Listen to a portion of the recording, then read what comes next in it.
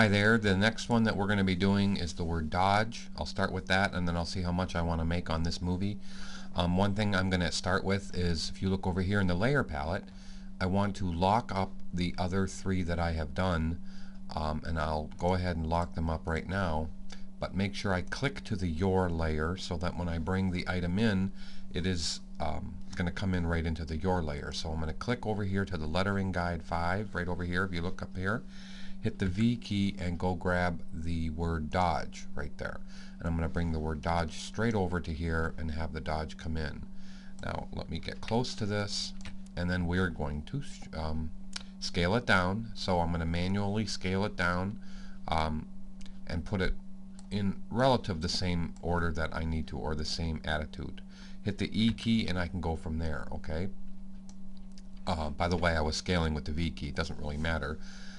But now I'm going to go into the E key, which is a transform tool, and finish the job. I'm going to command click on the eye or the visibility for the your layer so that I can go right into the proper wireframing. And I'm going to please ask you to keep your eye on the E only. Do not worry about how the D, O, D, G are in relationship. In fact, don't even look at those. But I don't want you to do each letter individually. I want you to watch how I actually do this as I work my way all the way across. Now, I'm going to get as close as I can to this whole thing with still seeing the whole D-O-D-G of the letter E. So let me, again, make sure that I have turned it so that the attitude is correct on the bottom. And let me shrink the E so that the E fits all by itself. Grab the middle icon, hold the command key, and now bend the E so that the E matches up.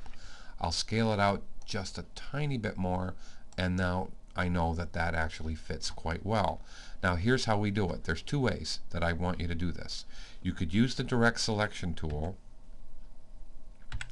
So I had to switch to the direct select tool and then back to the free transform tool so that the command key became the direct selection tool.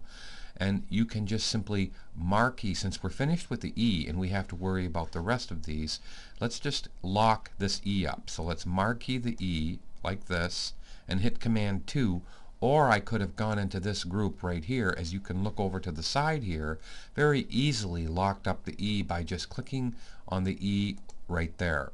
Now all I have to do is grab the rest of this. So if I hold my finger on the command key and marquee the G, D, O, D, you now can see how if I let go, I'm in the free transform tool.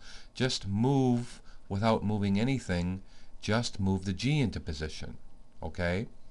I missed one thing, and I have to let you know what I missed. Okay? So I'm going to command Z back. I did lock up this part of the E right there. I locked it up, but I forgot about the top of the E. If I would have marqueed this with the direct select tool, I would have gotten both parts. I should have seen over here that the top half was this one that I'm locking up, and the bottom half, I'm sorry, the bottom half was this one and the top half was that one. Now, I'm sorry, but now I can marquee the whole thing because I don't want to select any part of the E. Go and just move the G into position. Now go over here and lock the G up, and look at how I have the D-O-D. All I have to do is move it over and then scale it out a little bit, because really this is bending around the front of the car. So the D-O-D would be a little bit wider than the G and E because of how it's bending around the fender. So let me move this into position. I should really now grab this on the top, hold the command key, and bend the D a little bit around, and now rescale it out so it fits better. A little bit more, and I almost have it. Okay, that's plenty close enough. Now let me go lock this D up, which was that one if you look over here in the layer palette. Now I'm going to move the O into position. I'm almost already where it should be. Scale it out just a little bit more. Okay, now let's go lock the O up, which is of course this one right there. Now, whoops, I locked the wrong one up. I locked the D up. Let me go down here and lock this one up, and now, which now means I only have the D left. I marquee just the D, go to the transform tool and move it around to place it in position, and you can see that by doing all 5, then all 4, then 3, then 2, then 1, it was much easier to do this one in this way. Let me hit Command S to save the file and use your layer palette to lock things up as you go. Now when I'm finished with this group, I'm going to collapse it.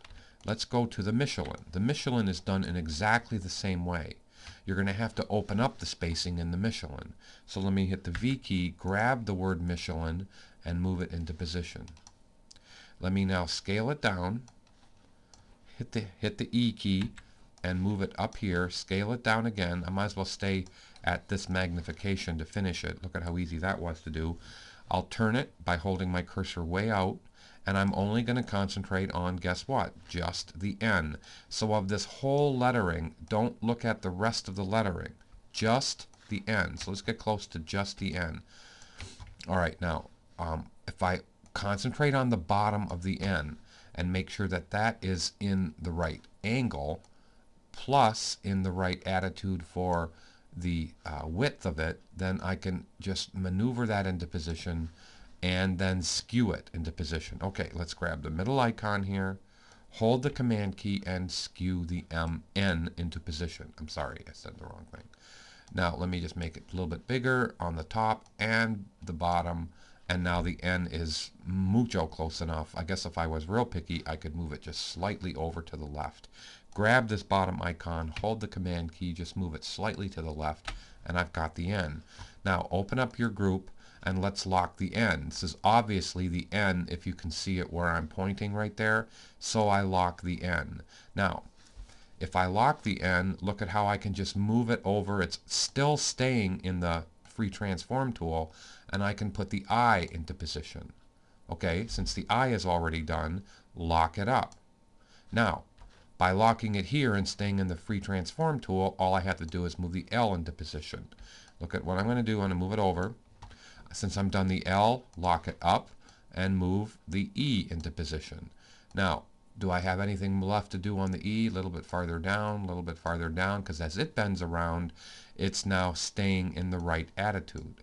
Let's lock that E up and work our way to the H. So look at how it's so much easier to let every other letter just flow into position, because that's really how it was built. Now that the H is in position, guess what? I got to find it over here. I believe that's it. And now let's move the C into position. C is in position. Let's lock it up. Move the I into position. And yes, a little bit higher and a little bit higher. Just a tiny bit. Okay, because it's bending around the front fender to the front end. So let's lock the I up, move the M into position, and now I have just a tiny bit of work to do on this top corner. Let me get close to just the N. Grab this upper corner, hold the Command key, and move the M up into position. Grab the bottom corner, hold the Command key, finish the M right there. Select away from it. I have it all nice in position. You can see it right there. By moving and starting with the N, but leaving everything selected and locking the layer palette as I go, I have accomplished my task. So now I lock this one up. I could unlock them and just lock the main parent group, which would be just as perfect. In fact, I will. I'll unlock all of these, but I'll compress it and lock the parent layer up, as well as the word Dodge that I just finished. And now I'll go on, and then I'll start with, and I'll do, the next movie will be the Ram logos. I will do the one on the front hood, the one over here on the fender, this one, and possibly the other two. I don't know, I'll see how much I can do in one movie. So go on to the next one, please.